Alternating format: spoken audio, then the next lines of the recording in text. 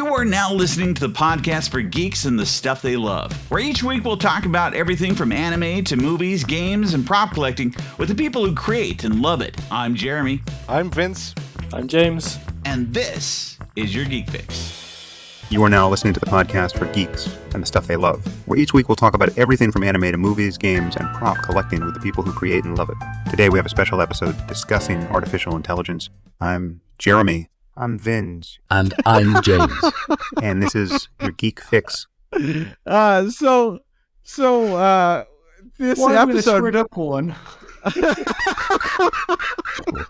love how varied those voices are. When I first started listening to it, I honestly thought it was really somebody speaking. I was like, wow, this is pretty good.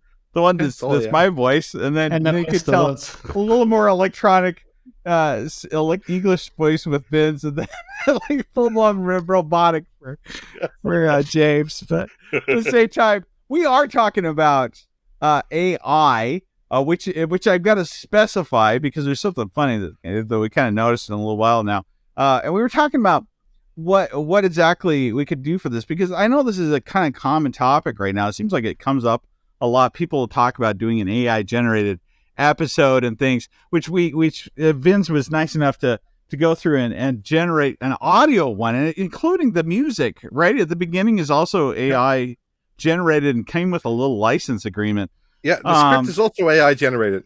Oh yeah, which becomes very apparent. But you know, and I've heard a lot of conversations. I have a little bit of knowledge in this area. Going way back in the day, and so talk a little bit about that too. But thought we'd kind of test out. I mean, what exactly some of the limitations at the same time. I mean, yeah, it does some really realistic things, and I'll talk about a couple of the programs, or we'll talk about a few of the different programs too that we're aware of that are out there, and of course, you know, CPT chat and things like that.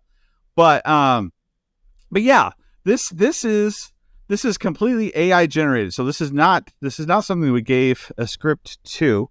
And so thought we'd play a little bit of this just to kind of test it out, and also comment a little bit about what we hear outside the voices, of course, also. But here, I'm going to rewind it just a tad because I kind of started to play it. But here we go. And this is your Geek Fix. Hey guys, welcome back to your Geek Fix. Today we're going to dive into a topic that's been on the minds of many in the podcasting world: artificial intelligence. With the advancements in technology, we've been wondering if we're going to be replaced by robots or not. Is it just me, or does he have a better voice than I do? I picked the premium voices. Did you? Yeah. He sounds better. I'm like, wow, he's pretty good. If we're talking about voices, I think he's so much better than mine. Yeah. Imposter syndrome, man. Your sounds like there should be like a box sitting there. It's the butter robot from Rick and Morty. Before we get into that, what is my purpose? Yeah.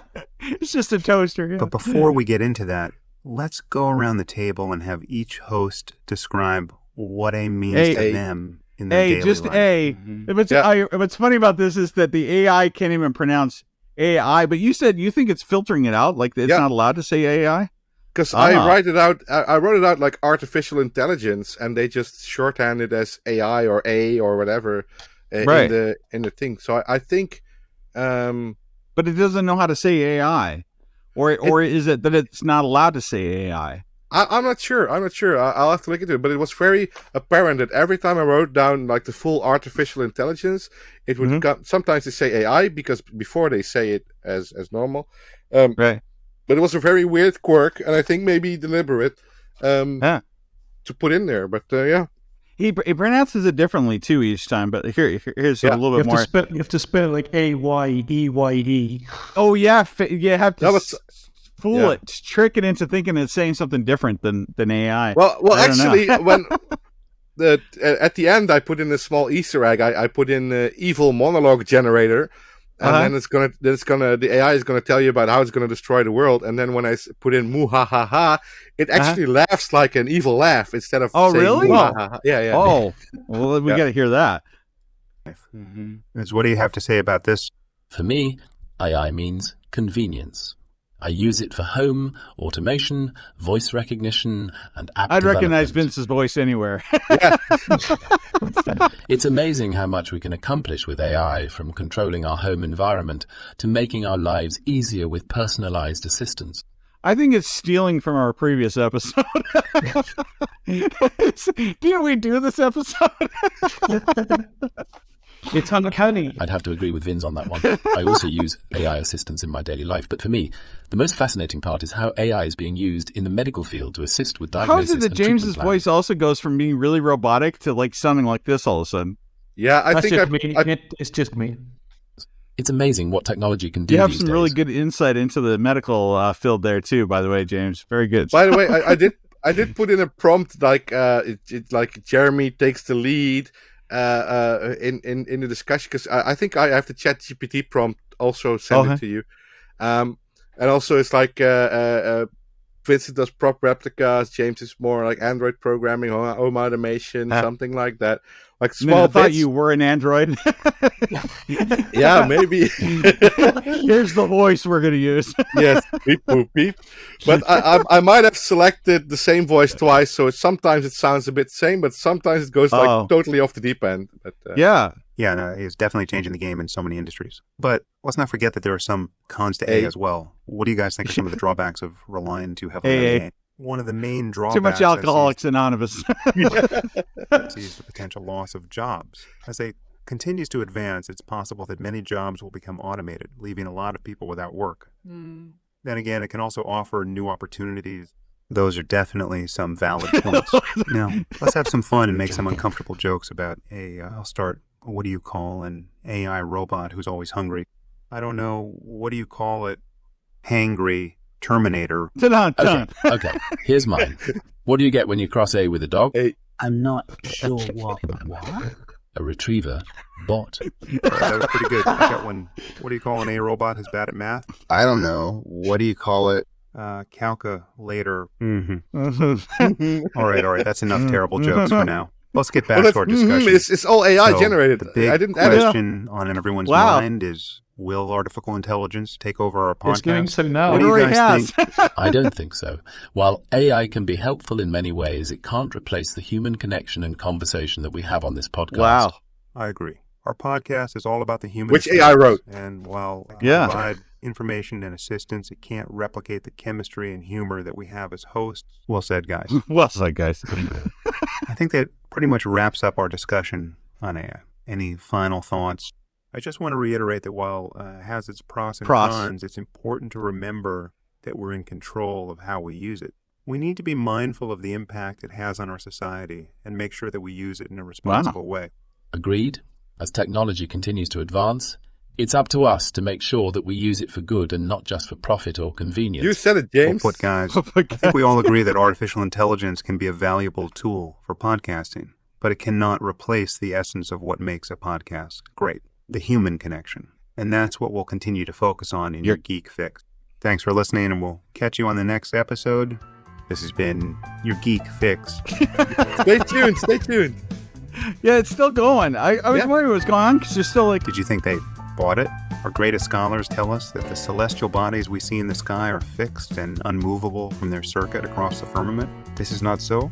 With the most complex and arcane ritual, I shall bring crashing down upon this land a cataclysm so great that life of any kind would be hard-pressed to survive anywhere upon this fetid globe. Yes, a cataclysm, it will appear in the sky like a fire, a great molten mountain in the sky that grows nearer and nearer. Nothing will stop it once set in motion. And when it crashes down upon the surface of this planet, the force will cause the very ground and rock beneath our feet to boil, melt, and flow in great waves of fiery destruction to sweep all life away. Only we will remain. Oh, that is good. Evil laugh. Evil laugh.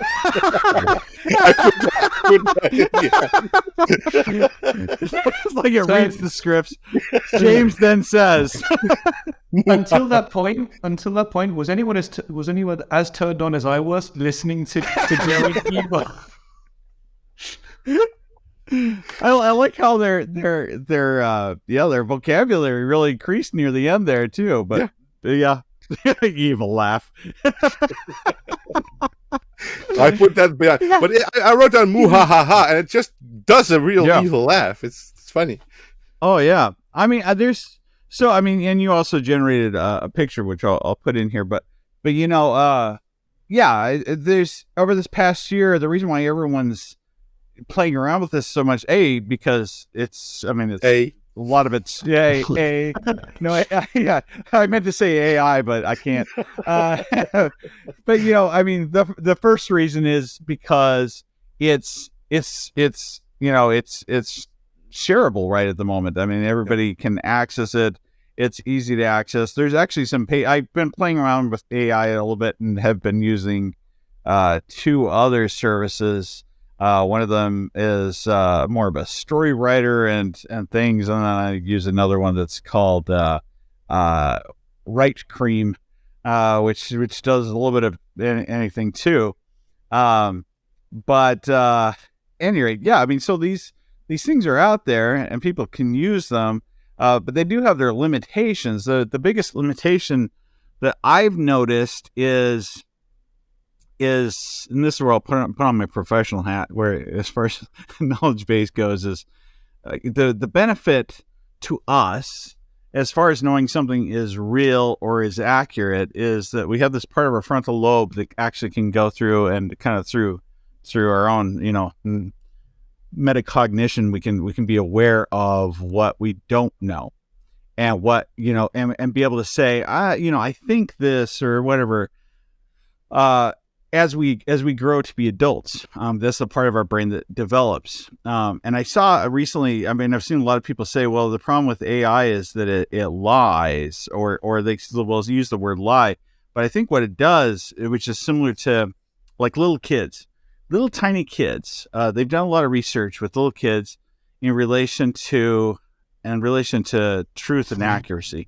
And one of those studies had to do with, they got all these little kids that were in like preschool grade, and they sat them down, they said, hey, you guys remember the time when Mr. Rogers came by? And all the kids were like, yeah. And he took off his sweater and then he put it back on for some reason, and he left, and all these things, right?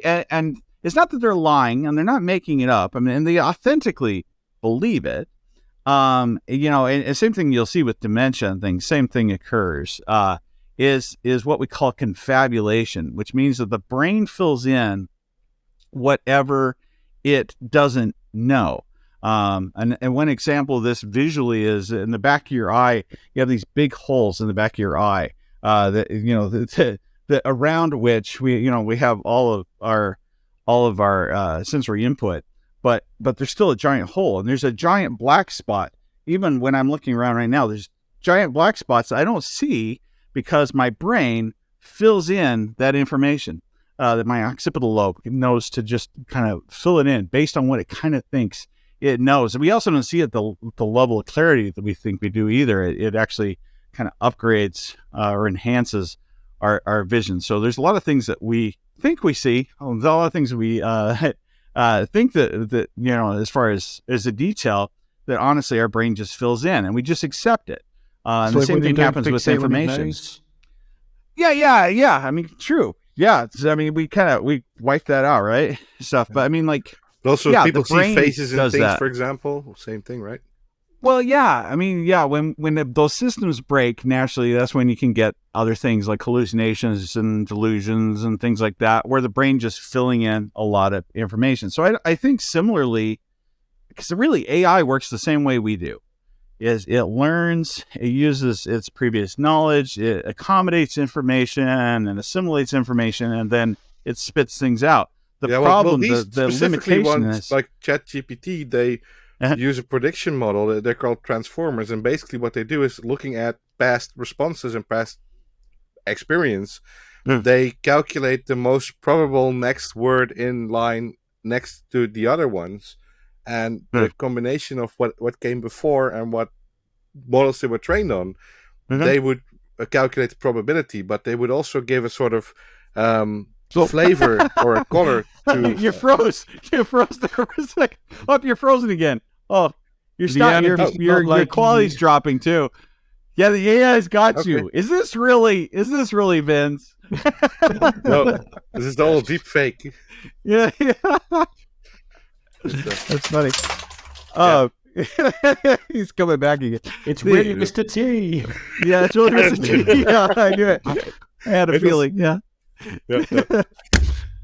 I mean, I think that's what's happening though is the even the best AI that I've seen out there. So like I saw the Brown's review of the new Bing. Have you guys seen this? Like I've not used Bing. I'm not a Bing person for sure. That's like going back to Netscape for me. But at the same time, or Opera. At the same time, so Bing has a new thing that is coming out that is AI generated. That was surprising. Like literally the thing that Linus also looked at it. So on Linus Tech Tips, they went through and they wanted to find out how many of our bags, I think it was the backpacks, would fit inside the back of this particular car. And it said how many. Without telling them anything else about their backpacks, it was able to find out online, the AI was able to find out online what the size of their backpacks were, what the size of the trunk is, make those calculations, and then spit out an accurate response. Yeah. And that was impressive. And there's a lot of people that are out there showing how amazing this Bing. It's not something that's just it's a trial kind of thing that you can do right now. Right now, it's in its early phases, but at the same time, he was addressing it as being that it was lying because there's also information that was inaccurate, that wasn't true and stuff.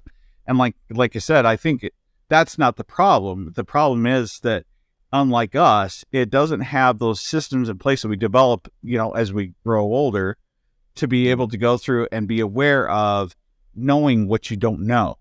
Yeah.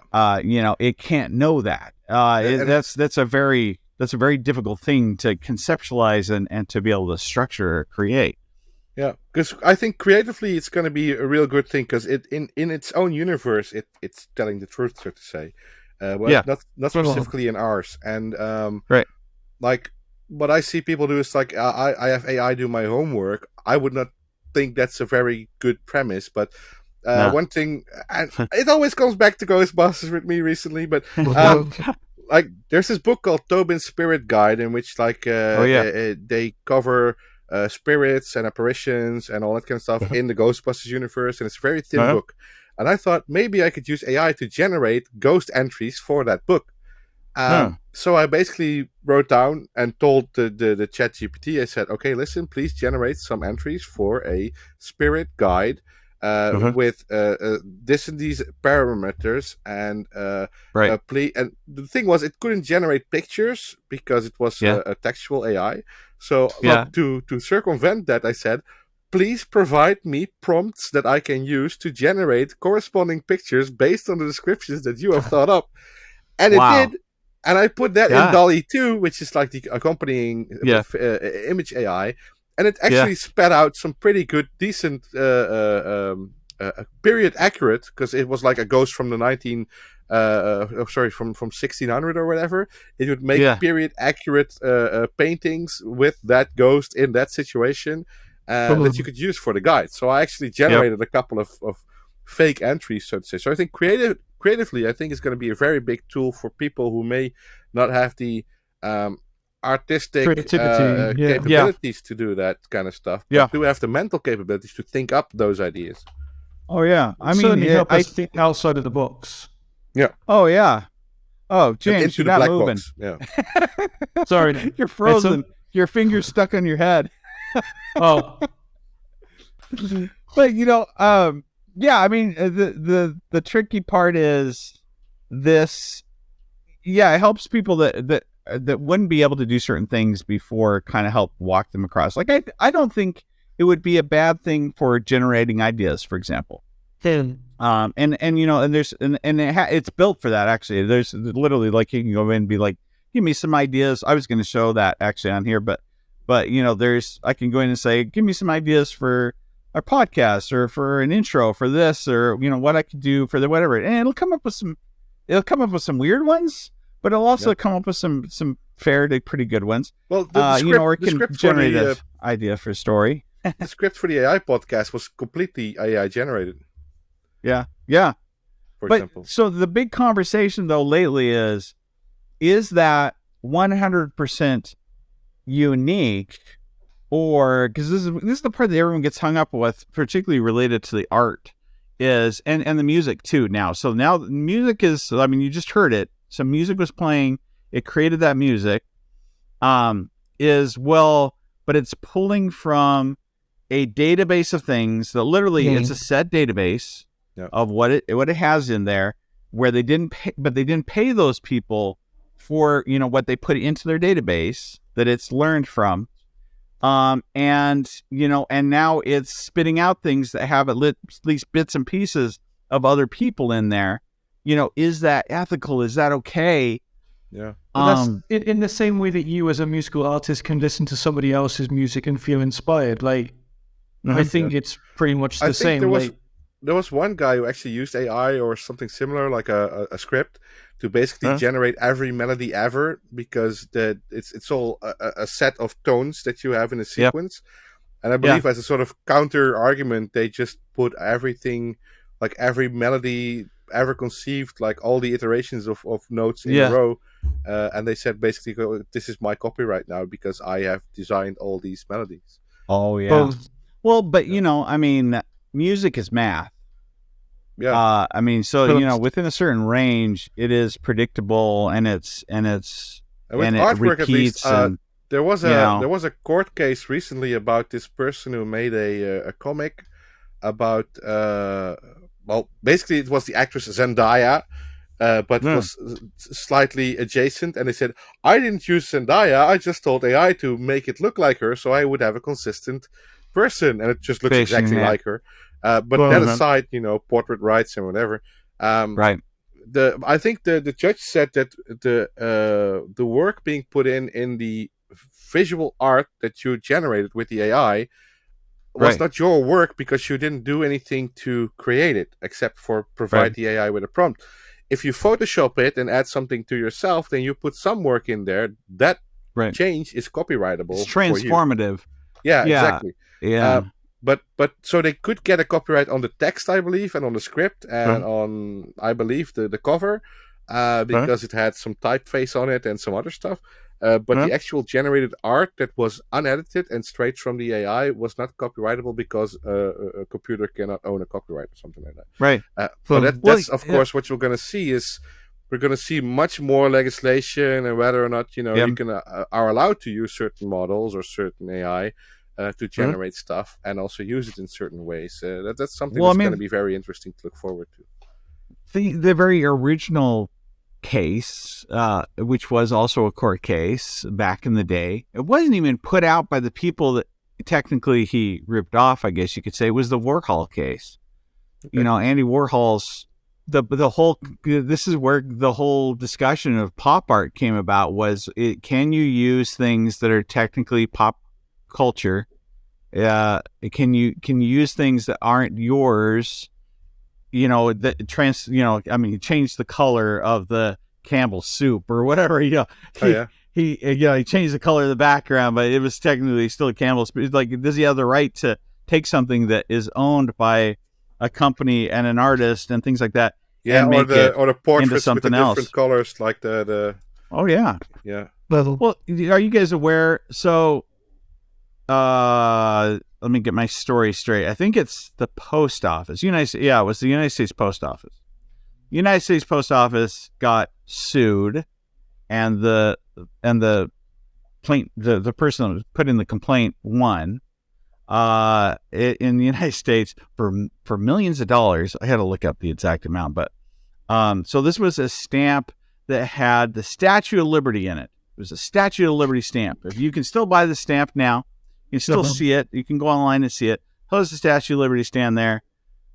The United States government makes a stamp of the Statue of Liberty, which here's a little side thing. What's interesting is all stamps are free use.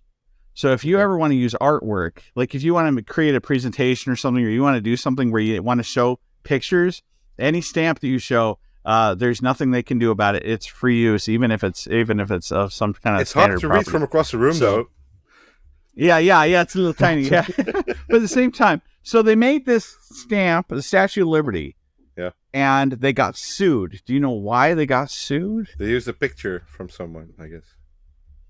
No, it was their own picture. They technically, no. You're partially right. So the mistake that they made is that they actually paid.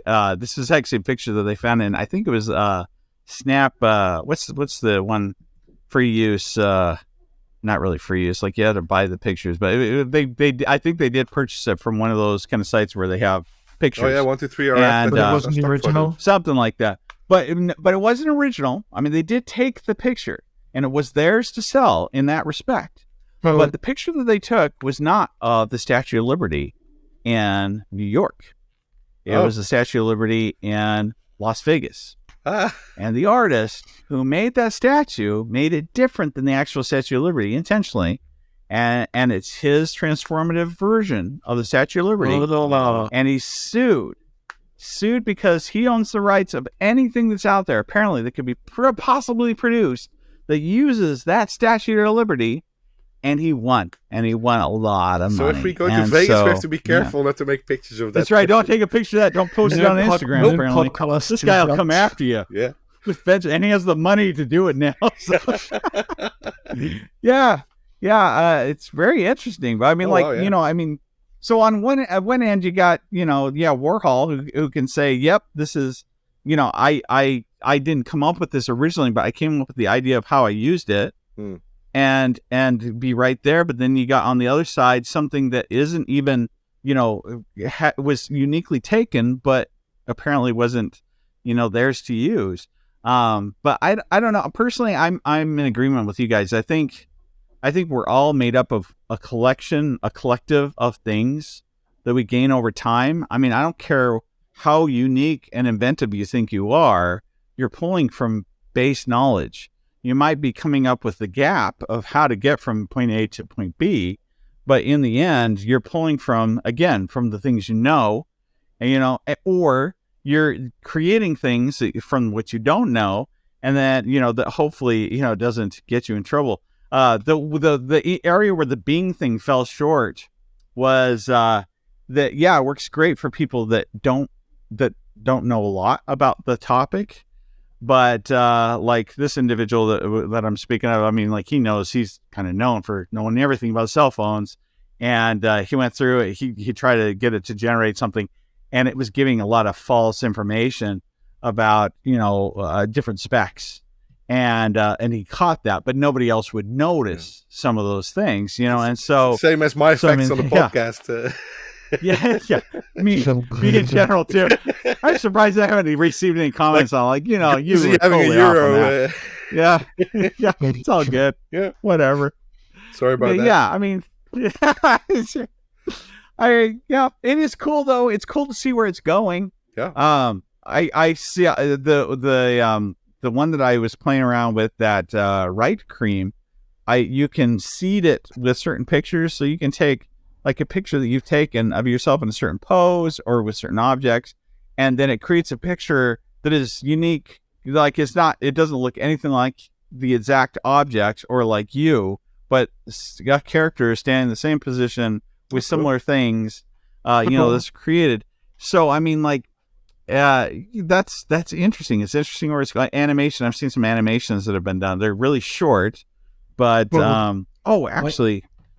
I was going to say, I really enjoy there's a video that I've seen a few times on TikTok where you've got like really, really famous art pieces like put side to side, and they use the AI intelligence with the images created, so like fill in the gaps between them to make a huge canvas of different artists.